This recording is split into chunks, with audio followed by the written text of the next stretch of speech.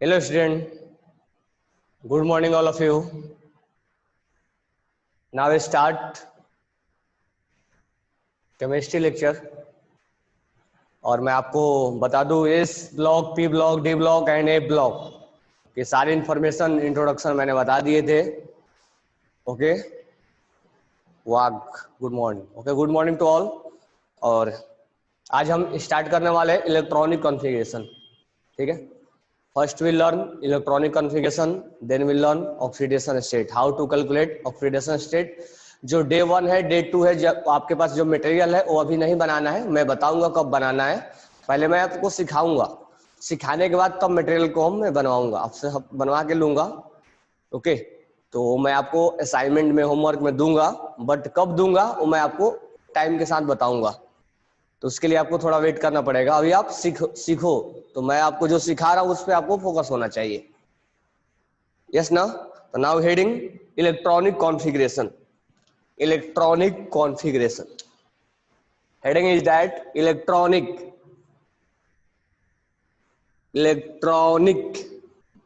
Configuration.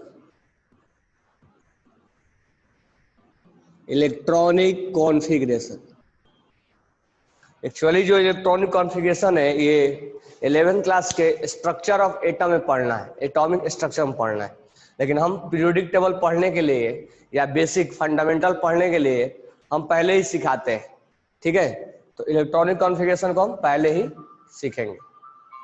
बराबर है क्या?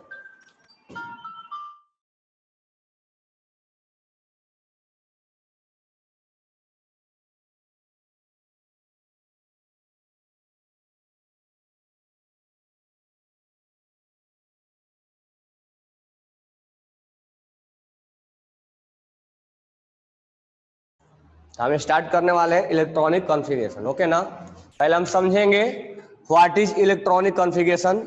पहले हम इसका मीनिंग समझेंगे और मीनिंग समझने के बाद how to find out electronic configuration. तो ध्यान से सुनना, ज्यादा कोशिश करना कि मैं एक बार में आपको समझा पाऊं और आप भी कोशिश करना कि एक बार में हम समझ पाए. तो मीनिंग समझना है. मीनिंग आसान है. आप 8, 9, 10 क्लास में पढ़ते हो कि सोडियम का एटॉमिक नंबर 11 होता है और इसका हम 281 लिखते हैं इलेक्ट्रॉनिक कॉन्फ़िगरेशन.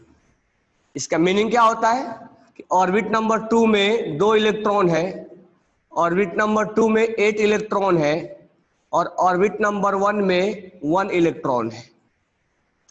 यानी ये भी तो इलेक्ट्रॉनिक कॉन्फ़िगरेशन ही है. ये इलेक्ट्रॉनिक कॉन्फ़िगरेशन हम 8, 9, 10 में सीखते हैं. This one is also electronic configuration. ये बोर के टाइम हम ऐसे निकाला करते थे.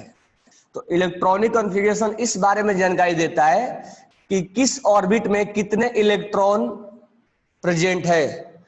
तो electronic configuration gives the information about how much electrons will present in each orbit. यानी इलेक्ट्रॉनिक कॉन्फ़िगरेशन का मीनिंग क्या हुआ कि how much electron will present, how much electron will present in each orbit. किसी ऑर्बिट में कितने electrons present है या रिवॉल्व कर रहा है, that is known as electronic configuration. तो मैं बता दूं कि इलेक्ट्रॉनिक कॉन्फ़िगरेशन का मीनिंग ये हुआ आपका कि कितने ऑर्बिट, किस ऑर्बिट में कितने इलेक्ट्रॉन्स न्यूक्लियस के चारों तरफ रिवॉल्व कर रहे हैं. How many electrons are revolving in their own orbit, कितने इलेक्ट्रॉन अपने ऑर्बिट में रिवॉल्व कर रहा है, that is known as electronic configuration. ये जो कॉन्फ़िगरेशन हमने पढ़ा है ये 8, 9, 10 में पढ़ा है. तो यहां पर हम इससे और डेप्थ में पढ़ेंगे. तो हम इसी कॉन्फ़िगरेशन को आगे बढ़ाएंगे और डेप्थ में पढ़ेंगे. तो कॉन्फ़िगरेशन पढ़ने के पहले डेप्थ में क्या पढ़ना है, तो 3-4 बेसिक चीजें तुम्हें पढ़ने हैं। तो बेसिक्स पहले कैसे हम कैलकुलेट करिए, हमारा मीनिंग हो गया। अब हम कैसे कैलकुलेट करें, इलेक्ट्रॉनिक कॉन्फ़िगरेशन हम कैसे निकाले, उसको निकालने के लिए आपको 2-3 बेसिक्स पॉइंट्स जानने होंगे। तो उस बेसिक्स पॉइंट्स में बिल्कुल आप ध्यान रखना, अगर बेसिक्स पॉइंट्स आ गया तो इलेक्ट्रॉनिक कॉन्फ़िगरेशन निकालने आ जाएगा, क्योंकि इलेक्ट्रॉनिक कॉन्फ़िगरेशन निकालने में कुछ नहीं है, बस बेसिक्स पॉइंट्स में आपको ध्यान देना है। तो मैं आपको बताने जा रहा हूं कि बेसिक्स पॉइंट्स क्या होते हैं। तो पहला, बोर के टाइम में लोग को नॉलेज था ये ऑर्बिट का, और उसका नाम दे देते के एल एम एन। ये सब पढ़ के आप आए हो, के एल एम एन, आगे भी नाम दे देते के एल एम एन, ये बोर के टाइम नाम देते थे। यानी जो हम ऑर्बिट का नाम देते थे के एल एम एन, वो बोर का टाइम का था।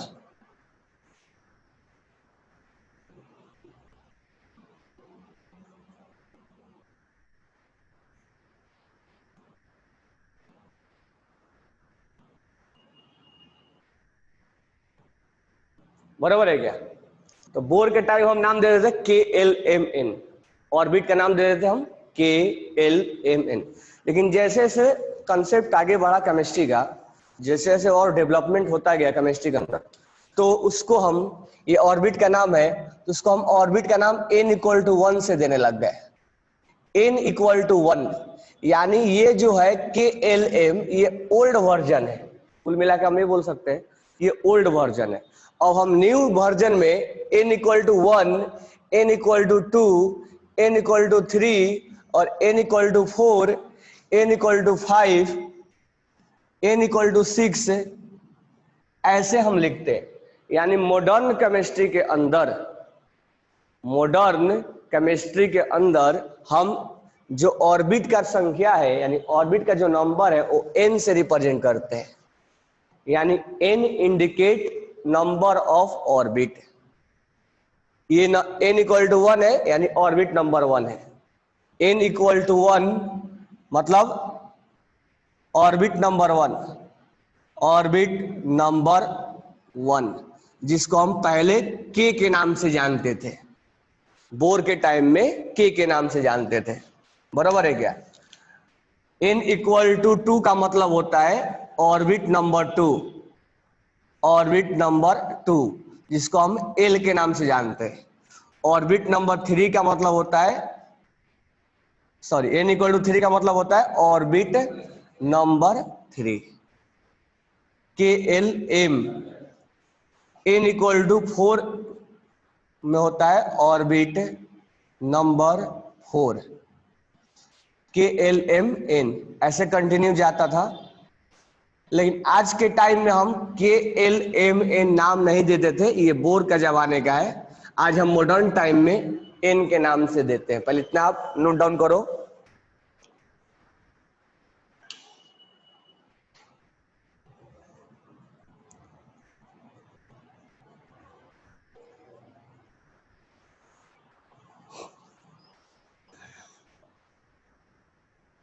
जल्दी से नोट डाउन करो। हो गया नोट डाउन? यस और नो?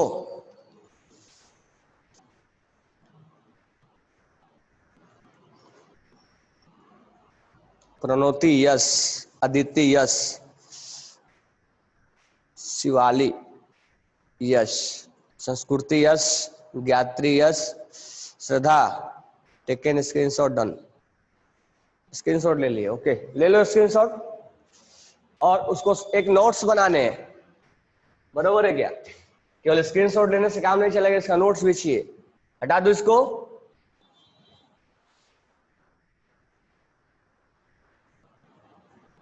चलो, तो पहला हमारा बेसिक पॉइंट ये रहा कि हम ऑर्बिट को n से रिप्रेजेंट करना सीखे। यानी ऑर्बिट नंबर 1 n=1 बोलेंगे, ऑर्बिट नंबर 2, ऑर्बिट जिस पाथ पर घूमता है, ऑर्बिट नंबर 2 जहां पर हो, ऑर्बिट नंबर 2 का मतलब n=2 मतलब ऑर्बिट नंबर 2। बराबर है? अब नेक्स्ट पॉइंट जो बेसिक पॉइंट है वो ध्यान से सुनना। ऑर्बिट को हम सेल के नाम से भी जानते हैं, ठीक है। तो बेसिक पॉइंट में पॉइंट नंबर टू ध्यान देना। हमने अभी बोला ऑर्बिट को n=1 से, n=2 से, n=3 से और n=4 से हम रिप्रेजेंट करते हैं। n=1, n=2, n=3 और n=4, आगे भी जाएगा n=5, 6, 7 हम रिप्रेजेंट करते हैं। इसको हम सेल भी बोलते हैं, ठीक है। ऑर्बिट बोलो या सेल बोलो, दोनों एक ही बात है। अब ध्यान देना, जब केमिस्ट्री के अंदर और सर्च हुआ तो मालूम चला सेल के अंदर सब सेल होते हैं। यानी हम पहले अभी तक जानते थे कि इलेक्ट्रॉन ऑर्बिट में रहता है, मतलब ऑर्बिट में रिवॉल्व करता है, अपने अपने ऑर्बिट में रिवॉल्व करता है, तो यानी अपने अपने सेल में रिवॉल्व करता है। तो सेल के अंदर सब सेल निकला। जैसे समझने के लिए मैं बता रहा हूं, पहले लिख देता हूं। सेल नंबर 1 में एक सब सेल निकला जिसको बोलेंगे सब सेल। फिर मीनिंग समझा रहा हूं। एक सब सेल निकला, उस सब सेल का नाम रखा गया एस। ऑर्बिट नंबर 2 में 2 सब सेल निकला और उसका सब सेल का नाम रखा गया एस और पी। ऑर्बिट नंबर 3 में 3 सब सेल रखा गया और उसका नाम रखा गया एसपीडी। ऑर्बिट नंबर 4 में एस पी डी एफ 4 सब सेल निकला। ऑर्बिट नंबर 5 में 5 सब सेल निकला, S P D F G. But हमें जी अभी सिलेबस में नहीं है, अभी केवल हम एस पी डी एफ के बारे में जानते हैं, क्योंकि 118 एलिमेंट जो है वो 4 ही ब्लॉक्स होते हैं एस पी डी एफ। तो जी के बारे में हमने लिख दिया है, बट अभी वो पीरियोडिक क्लासिफिकेशन में आया नहीं है, मतलब उसके एलिमेंट्स नहीं मिले। तो सेल नंबर 1 में एक सब सेल, सेल नंबर 2 में 2 सब सेल, सेल नंबर 3 में 3 सब सेल, सेल नंबर 4 में 4 सब सेल, सेल नंबर 5 में 5 सब सेल। अब बात ये रहा कि सर सब सेल का मीनिंग क्या होता है।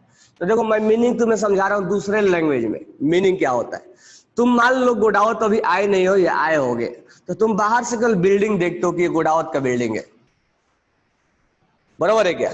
तो ये इस बिल्डिंग के बारे में तुम जानते हो कि गुड़ावत का बिल्डिंग, लेकिन तुम बिल्डिंग के अंदर ये रूम नहीं जानते हो कि ये रूम किसके लिए है। ये नीट के स्टूडेंट के लिए, जेई के स्टूडेंट के लिए है, रिपीटर्स के लिए है, ये जूनियर के लिए, सीनियर के लिए है, ये आपका मैनेजमेंट का क्लास है, ये फैकल्टी रूम है। तो ये अलग अलग रूम है। तो कहने का मतलब ये है कि तुम अभी केवल बिल्डिंग के बारे में जानते हो। तो बोर के टाइम तक केवल लोग बिल्डिंग के बारे में जानते थे, बिल्डिंग के अंदर कौन सा रूम है या नहीं है उसके बारे में नहीं जानते थे। तो बिल्डिंग जो है, बिल्डिंग जो है उसको सेल से रिप्रेजेंट करना है, उसको सेल से समझना है कि बिल्डिंग को सेल से रिलेट करना है। ये थोड़ा सा आ रहा है, बिल्डिंग को सेल से रिप्रेजेंट करना है, बराबर है क्या। और बिल्डिंग के अंदर जो रूम है, रूम को सब सेल के जैसा सोचना है। मतलब सोचने के लिए बता रहा हूं ताकि तुम थोड़ा इमेजिन करो कि सेल और सब सेल क्या होता है। सेल और सब सेल क्या होता है, इस चीज को मैं आपसे बता रहा हूं कि सेल और सब सेल क्या होगा। वो लाइट उसका है। तो आप जब बिल्डिंग के बारे में जानते हो, क्योंकि ये गुड़ावत का बिल्डिंग है, मान लो आए नहीं हो अभी, तो वो बिल्डिंग जो है वो सेल है। यानी बोर के टाइम में लोग केवल ये जानते थे कि सेल है, उसके अंदर कौन सा रूम है वो उसके बारे में जानकारी नहीं था। ये तुम अभी नहीं जानते हो, या आए हो तो जानते होगे, नहीं आए होगे इस बात की जानकारी आपके पास नहीं होगा कि कौन सा रूम किसके लिए, रूम नंबर 1 किसके लिए, रूम नंबर 2 किसके लिए। तो बोर के टाइम में यही सिचुएशन था। बोर के टाइम में लोग केवल बिल्डिंग के बारे में जानते थे, लेकिन जैसे जैसे केमिस्ट्री और डेवलप होता गया तो बिल्डिंग के अंदर कौन सा रूम है उस रूम के बारे में जानने लग गए।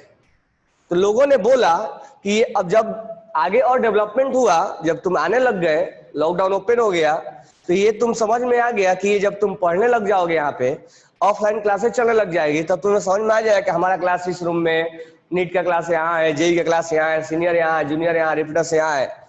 तो जो भी है वो आप समझ पाओगे। यानी कि डेवलपमेंट होने के बाद आप बिल्डिंग के बाद रूम में एंटर करोगे। वही सेम सिचुएशन था बोर के टाइम में। बोर के टाइम में लोग केवल सेल के बारे में जानते थे, उसके अंदर कौन सा सेल है वो नहीं जानते थे। लेकिन जैसे जैसे और केमिस्ट्री डेवलप होता गया, मॉडर्न आता गया, तो सेल के अंदर सब सेल निकला, यानी रूम के बिल्डिंग के अंदर रूम निकला, और उस रूम का नाम रखा गया एस।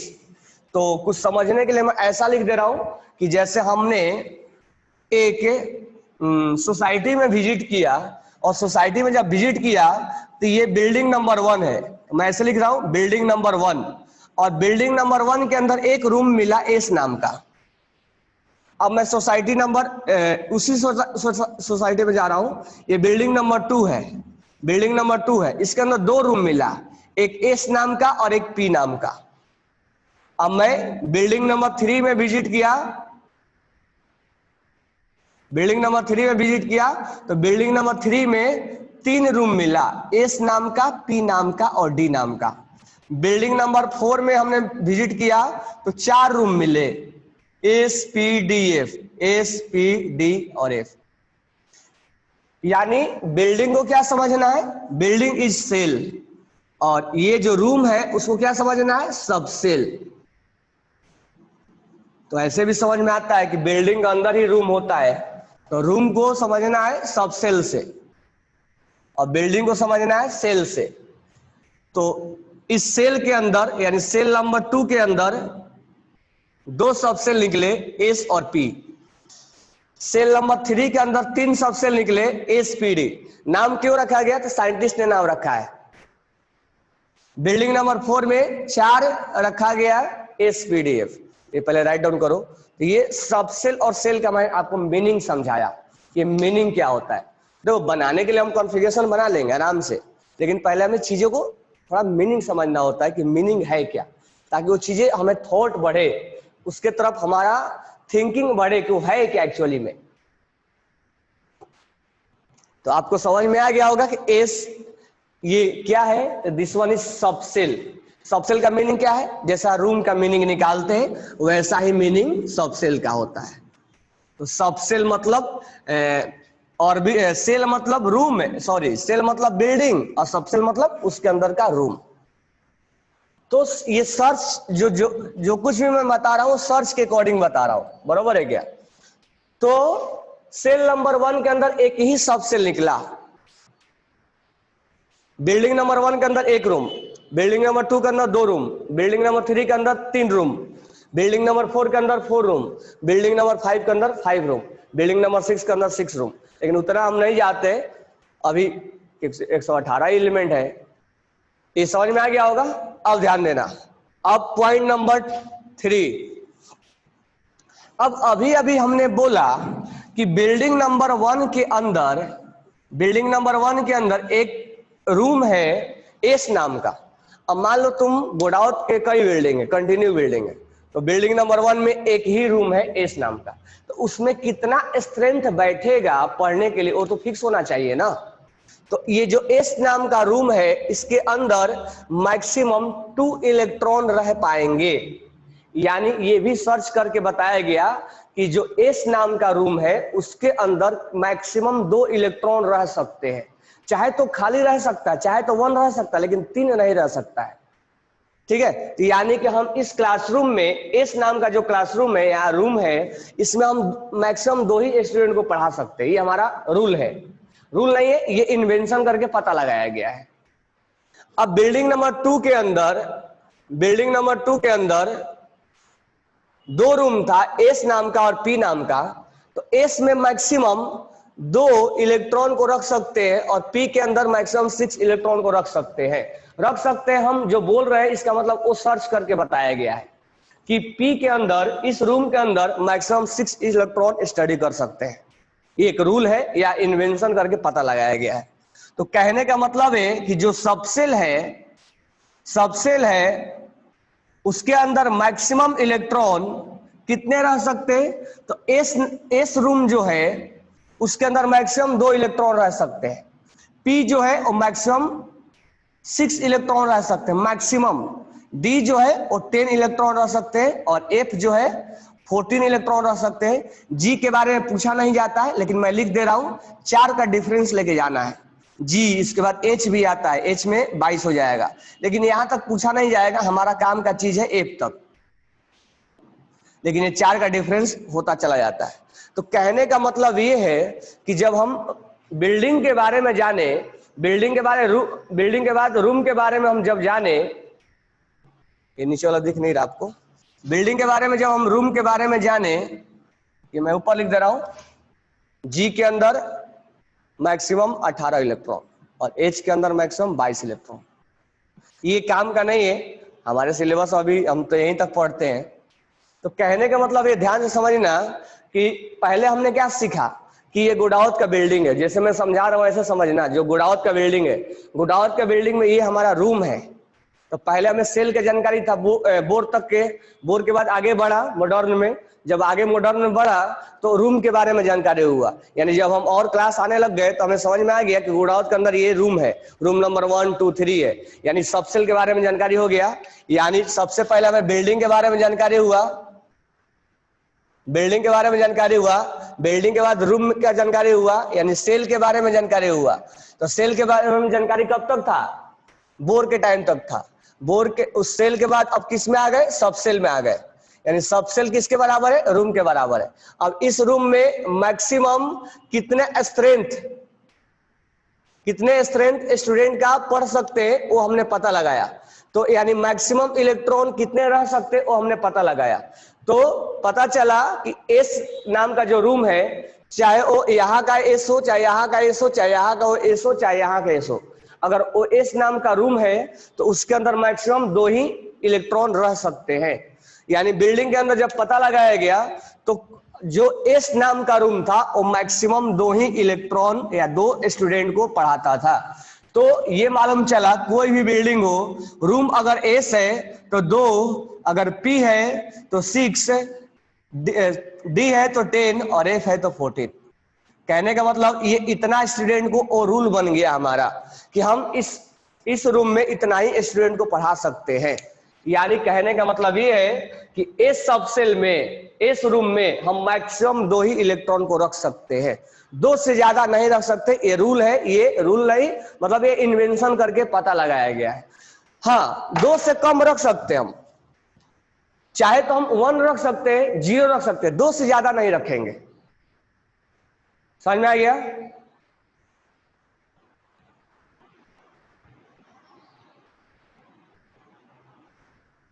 बराबर। अभी हरीश पहले सुन लो, सारे चीजें पहले सुन लो, मैं पागल नहीं हूं जो समझा रहा हूं।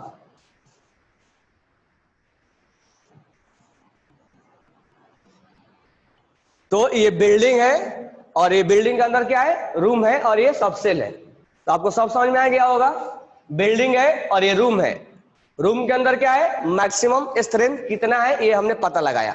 तो रूम को किससे रिलेट करना है? सेल से। रूम को सेल से, सॉरी बिल्डिंग को सेल से, रूम को सबसेल से। मैक्सिमम स्ट्रेंथ कितने स्टूडेंट पढ़ सकते हैं? तो मैक्सिमम इलेक्ट्रॉन्स कितने रह सकते हैं। बराबर है? अब ध्यान से सुनना, तीसरा बेसिक पॉइंट ये लिख लिए होगे। तो बेसिक पॉइंट नंबर 3 या 4 है, पॉइंट नंबर 4 है। पॉइंट नंबर 4 है, जब तुम मान लो क्लास करने आए तो तुम्हें मैं बोला कि देखो ये एस नाम का रूम है, ये पी नाम का है, ये डी नाम का है, ये एफ नाम का है, हम इसमें इतना स्टूडेंट बैठाते हैं, ये हमारा रूल है। तो जब तुम आए तो मैं बोला कि तुम पहले एस नाम का रूम में जाओ, फिर मैं बोला कि पी नाम के रूम में जाओ, फिर इसको बोला कि तुम डी में जाओ, फिर एफ में जाओ। यानी मैं उसको जब भरने लग गया तब मैं एक सीक्वेंस वाइज भरा, और उस सीक्वेंस का भी एक रूल होता है। यानी जब मैं इलेक्ट्रॉन्स यहां से देने चला तो एक एनर्जी वाइज इलेक्ट्रॉन्स को हमने देना स्टार्ट किया। यानी कुल मिला के ये है कि सबसे पहले हम बिल्डिंग नंबर 1 बिल्डिंग नंबर 1 में जो एस नाम का रूम है उसके इलेक्ट्रॉन को भरेंगे, यानी उसको हम मैक्सिमम देंगे। तो मैक्सिमम कितना देंगे वो बात की बात है। तो सबसे पहले हम बिल्डिंग नंबर 1 के एस नाम का रूम भरेंगे। भरने के बाद यहां कॉमा लगाएंगे। फिर हम बिल्डिंग नंबर 2 पे जाएंगे और बिल्डिंग नंबर 2 पे एस सब सेल को भरेंगे, यानी रूम नंबर एस को भरेंगे। और फिर हम बिल्डिंग नंबर 2 पे ही पी नाम के रूम को भरेंगे। देखो बिल्डिंग चेंज नहीं हुआ तो कॉमा नहीं लगेगा, बिल्डिंग चेंज हो जाएगा तो कॉमा लग जाएगा, यानी 2 से जब 3 हो जाएगा तो कॉमा लगेगा। फिर हम बिल्डिंग नंबर 3 पे जाएंगे और ये एस नाम का रूम भरेंगे। बिल्डिंग नंबर 3 पे हम पी नाम का रूम भरेंगे।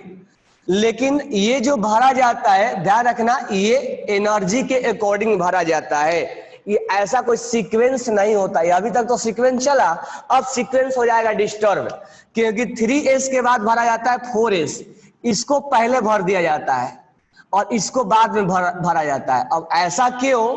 तो ऐसा इसलिए कि ये जो मैं अभी तक लिख रहा था ये सीक्वेंस वाइज नहीं था, ये एनर्जी वाइज था, यानी जिसका एनर्जी कम था उसका एनर्जी उसको पहले भरा गया है, यानी लोअर सबसेल एनर्जी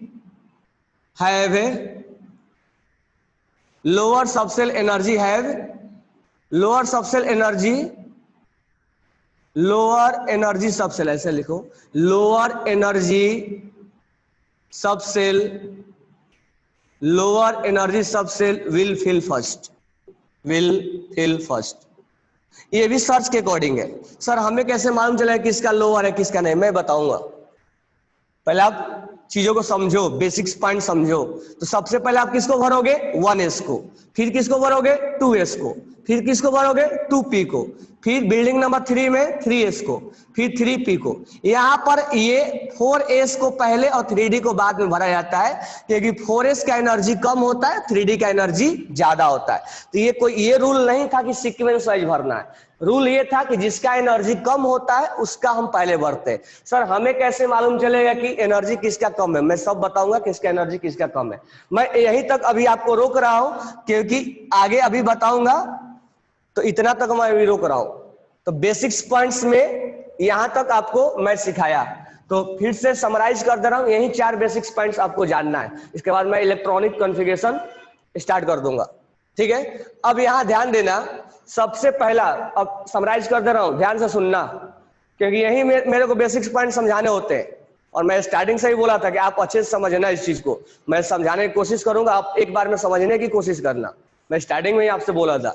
तो ये चीजें कि 4-5 चीजें एक साथ आता है तब हम सीख पाते हो चीज को। तो स्टार्ट करते हैं। बोर के टाइम में क्या नाम देते थे? बिल्कुल स्टार्टिंग से बोर के टाइम में सेल का नाम क्या देते थे? KLMN। लेकिन बोर का जमाना बहुत पीछे चला गया, ठीक है? तो वहां हम KLMN नाम देते थे।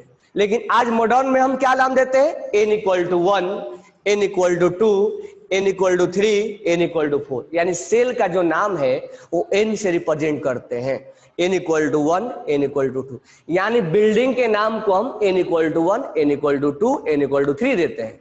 अब बिल्डिंग के अंदर जब साइंस और आगे बढ़ा तो बिल्डिंग के अंदर हम रूम के बारे में देखें कि इस बिल्डिंग के अंदर ये रूम है।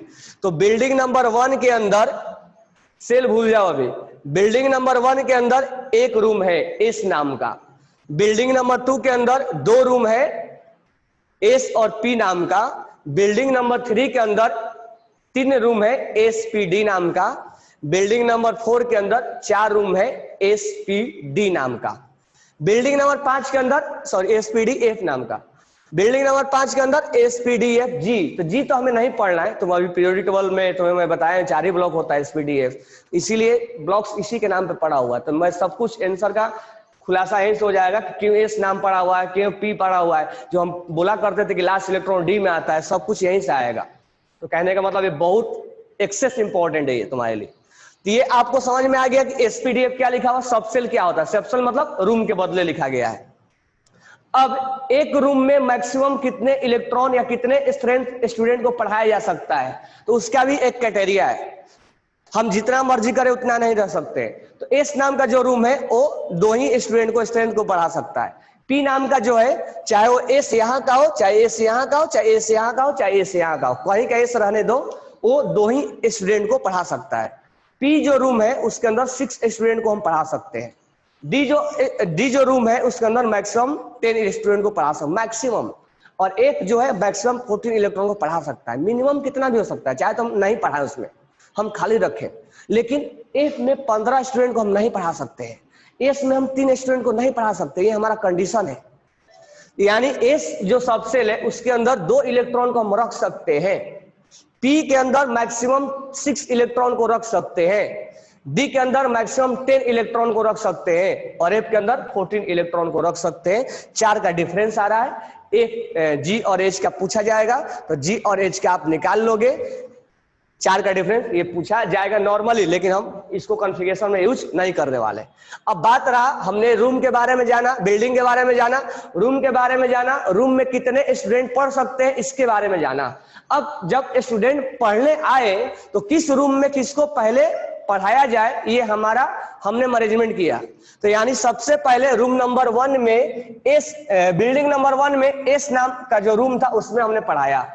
ठीक है, जब इसमें स्टूडेंट भर गए तो किस में गए, 2S बिल्डिंग नंबर 2 में गए। उसमें कौन सा गए, तो बिल्डिंग नंबर 2 में एस रूम को हमने भर दिया। जब एस रूम का भर गया तब उसमें किस में गए, बिल्डिंग नंबर 2 में ही पी रूम के में गए। अब पी में गए तो अब बिल्डिंग नंबर 3 में जब गए तो बिल्डिंग नंबर 3 में गए तो कौन सा रूम मिला, एस नाम का रूम हमें मिला। तो ये कहने का मतलब अभी तक तो हम सीक्वेंस में जा रहे हैं, लेकिन एक चीज ध्यान रखना, ये सीक्वेंस में नहीं होता है, बाद में चल के ये डिसकंटिन्यू हो जाता है। यहां तक सीक्वेंस में चलता है, फिर इसके बाद इसको भरोगे, लेकिन 3P के बाद 4S को भरा जाता है, तब 3D को। सर बोलोगे तो सीक्वेंस इधर उधर हो गया, ऐसा क्यों? तो मैं तुमको जवाब दूं कि ये जो सीक्वेंस वाइज नहीं होता है, ये होता है एनर्जी वाइज। जिसका एनर्जी कम होता है उसको पहले भरा जाता है। तो एनर्जी के बारे में मैं ज्यादा कोशिश करूंगा, बाद में बात करूंगा उसके बारे में, इसलिए मैं ज्यादा इसके बारे में बात नहीं किया हूं, यहीं तक लिख के मैं छोड़ दिया हूं। अभी आगे भी लेके जाऊंगा आपको, 7 तक लेके जाऊंगा, तो उसके लिए मैं ट्रिक भी बताऊंगा आपको कि इसके बाद कौन से बिल्डिंग को भरा जाएगा, कौन कौन से रूम को भरा जाएगा, वो मैं बताऊंगा तुम्हें। बट इतना सबको समझ में आया या नहीं आया, क्योंकि हम यहाँ तक फाइनल पोजीशन में पहुंच चुके हैं। अब हम इलेक्ट्रॉनिक कॉन्फ़िगरेशन निकालने के टाइम पे आ चुके हैं। अब हम एक एग्जाम्पल लेंगे और इसी पे इलेक्ट्रॉनिक कॉन्फ़िगरेशन निकालेंगे। सबको समझ में आया या नहीं आया? ओके, या फिर से कोई पॉइंट्स में प्रॉब्लम है?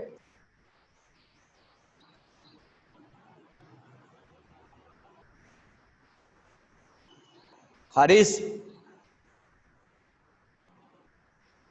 Sir bite asking I got, मैं तुमसे ये नहीं बोल रहा हूं तुम डाउट बोलो, डाउट बोलने का टाइम होता है, मैं समझा रहा हूं अभी।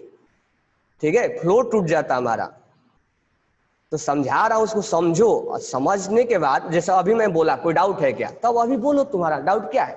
जैसे अब उस समय मैं सारी चीजें समझा रहा था, तो बीच में डाउट नहीं ले सकता ना। अब तुम्हारा जो डाउट है, अब बोलो इसमें क्या क्या डाउट है, उसको डाउट को मैं सोल्व। अब जैसे मैं आपसे पूछा कि अब क्या डाउट है, अब बोलो जिसका जो डाउट है। तो एनसीईआरटी में वैलेंसी 10 है, मैं सब कुछ तुम्हें बताऊंगा। 2 8 लिखते हैं और सबसेल में 8 बताते हैं, तो बचे हुए इलेक्ट्रॉन्स कहां गए, मैं सब कुछ बताऊंगा कहां गए।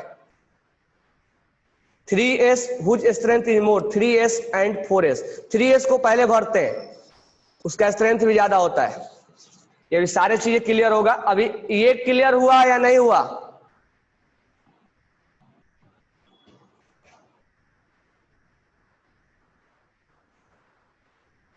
ओके, चलो अब हम आगे बढ़ते हैं। अब हमारा फाइनल लाइन आ चुका है। तो एक इलेक्ट्रॉनिक कॉन्फ़िगरेशन भरने के लिए, बराबर है क्या, एक चीज कॉन्फ़िगरेशन जानने के लिए हमें बस 2 चीजों की अब तुम्हें आवश्यकता है। मैं तुम्हें अब समझा दिया कि कौन क्या है, तो बैकग्राउंड में लेके चलते रहना कि कौन रूम है कौन रूम नहीं है। अब इलेक्ट्रॉनिक बेसिक्स पॉइंट्स में बस 2 चीज याद रखना है कि एस में मैक्सिमम इलेक्ट्रॉन 2 देना है, पी में मैक्सिमम 6 देना है मैक्सिमम, और डी में 10 देना है, और एफ में 14 देना है। ये आपका पहला बेसिक पॉइंट याद रखना है। और दूसरा बेसिक पॉइंट 1s को भरना है, 2s को भरना है, 2p को भरना है, 3s को भरना है, 3p को भरना है, 4s को भरना है, 3d को भरना है। आगे मैं बताऊंगा। बस यही 2 बेसिक पॉइंट आपको याद रखने हैं। बरोबर है क्या? अब ध्यान दो, अब मैं कॉन्फ़िगरेशन बता रहा हूं आपको, ठीक है? अब ध्यान देना यहाँ पे, जैसे हम सोडियम का कॉन्फ़िगरेशन है, सोडियम का एटॉमिक नंबर कितना होता है? 11। तो तुम क्या लिखते हो? 281। अब देखो अब कैसे निकालेंगे हम, अब देखो कैसे निकालेंगे।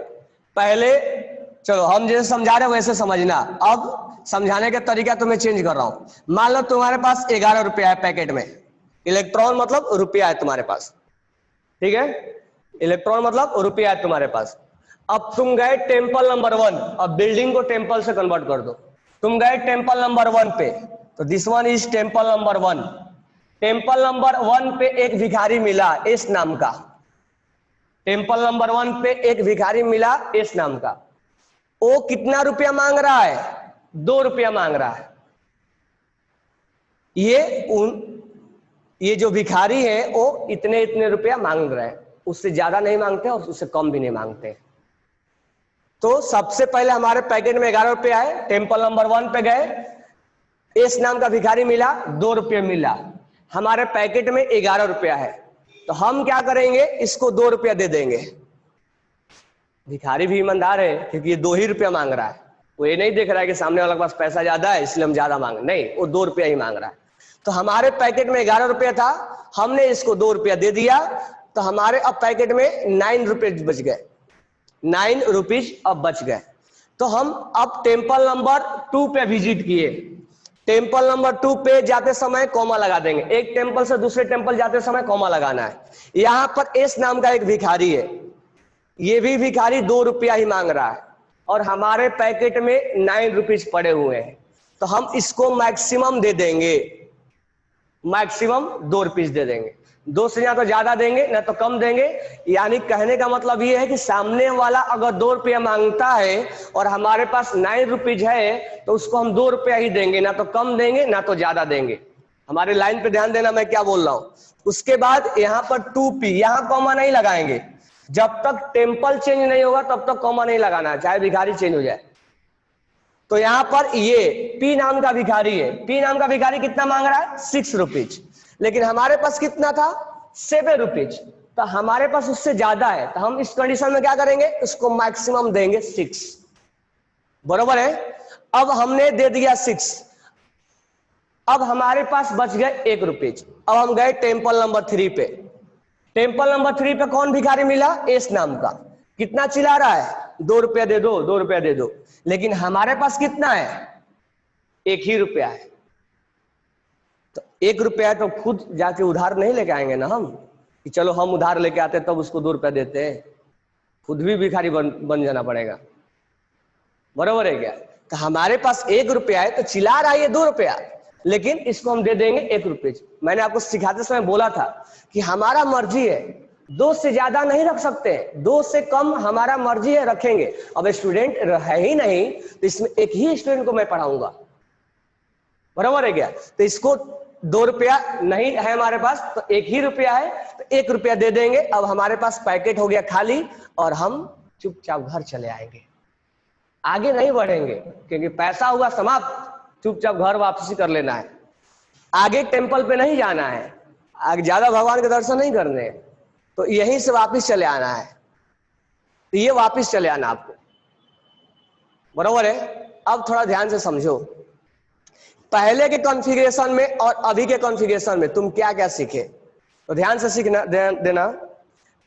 पहले के कॉन्फ़िगरेशन में हम निकालते थे 281, तो ध्यान दो 2 ये ऑर्बिट नंबर 1 में है, 281। और आज के टाइम में हम बता दिए कि ये जो इलेक्ट्रॉन है वो एस सबसेल का है।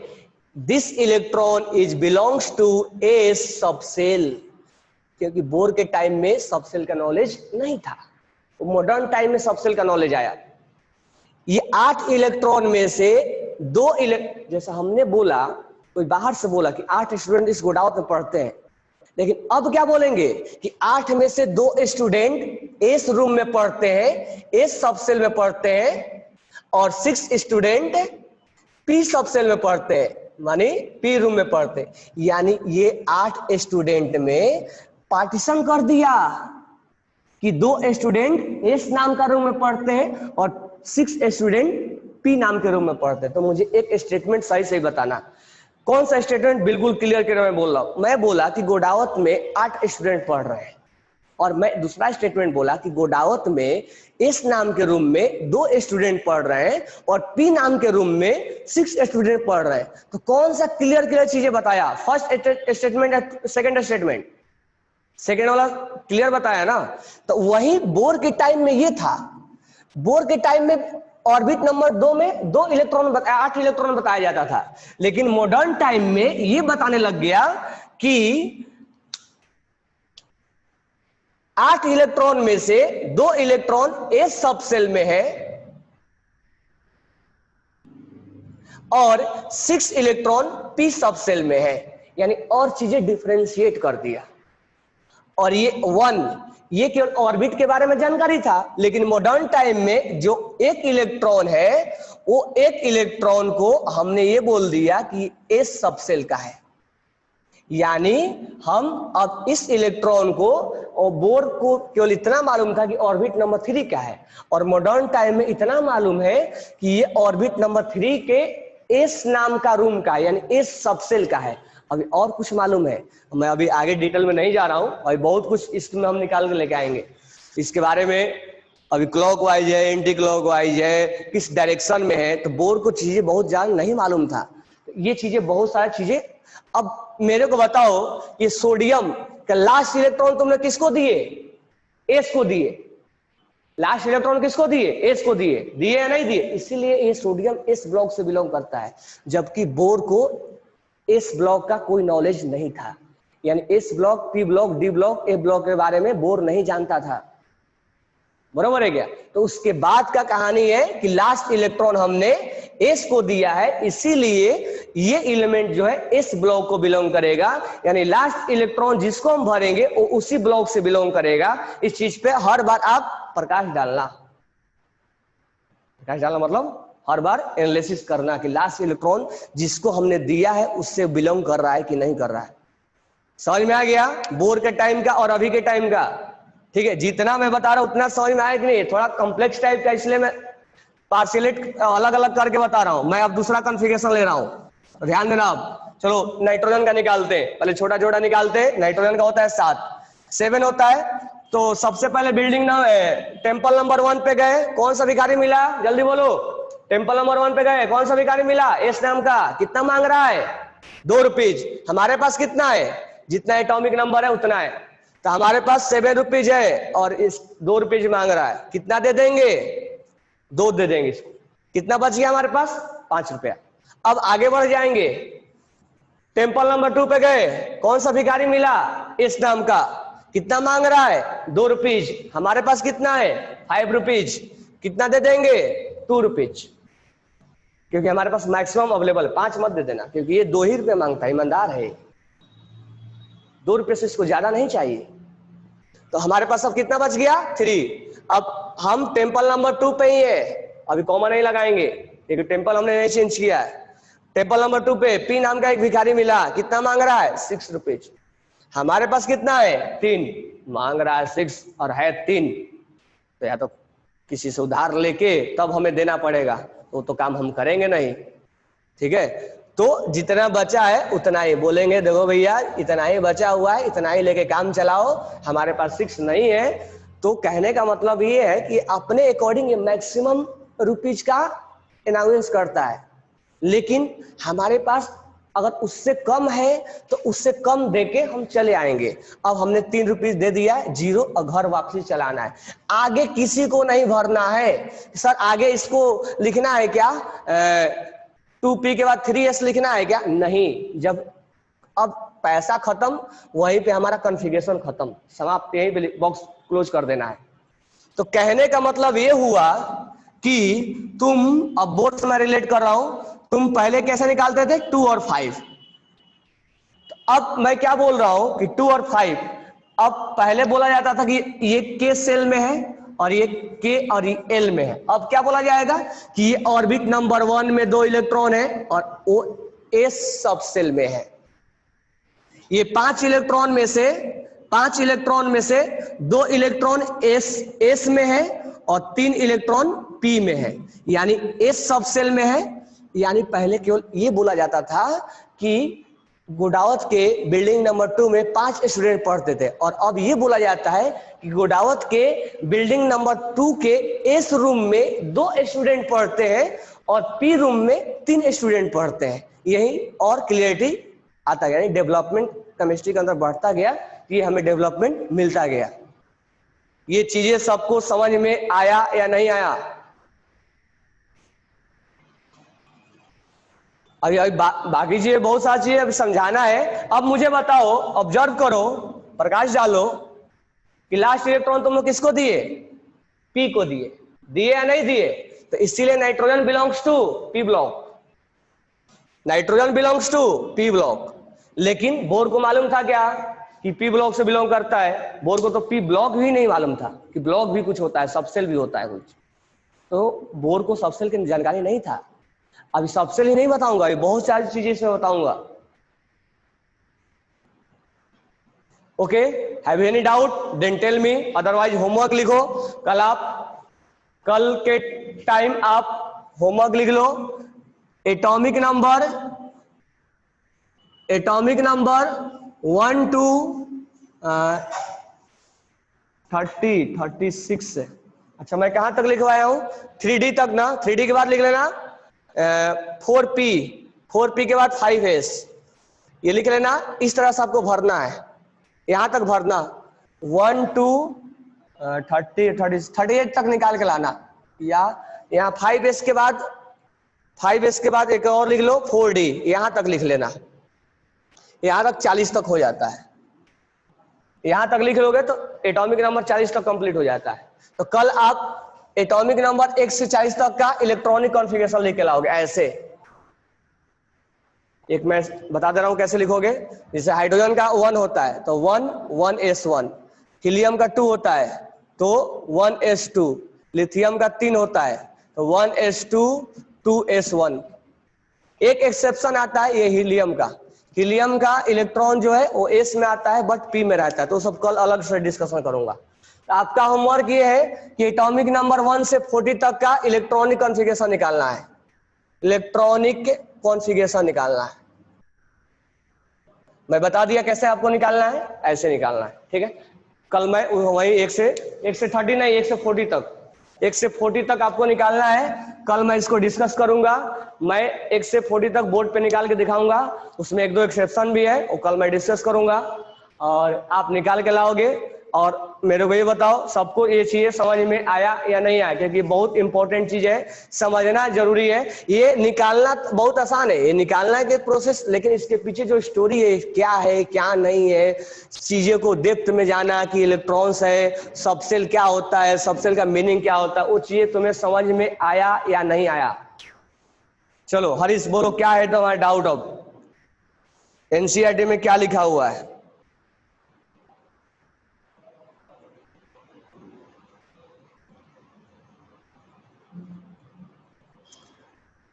सर नियॉन का वैलेंसी 10 है और कॉन्फ़िगरेशन 28 है और सबसेल में 8, सिर्फ 8 बताते हैं, तो बचे हुए इलेक्ट्रॉन्स कहाँ गए?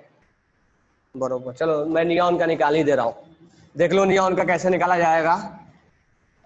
बचे हुए इलेक्ट्रॉन्स कहाँ गए? नियॉन का देख लो कैसे निकाला जाएगा। नियॉन का 10 होता है तो कैसे लिखोगे? 1s, अच्छा पढ़ने का तरीका कल बता दूंगा, 1s2 2s2 2p6। तुम कैसे निकालते हो 10 का कॉन्फ़िगरेशन? 2 और 8, 8 में से अब क्या बोल दोगे? 2 इलेक्ट्रॉन किसमें? 2 इलेक्ट्रॉन एस में है और 6 इलेक्ट्रॉन किसमें है? पी में है, ठीक है।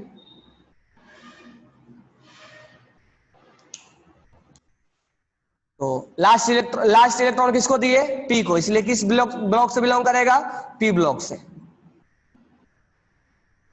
ठीक है, तो ये है,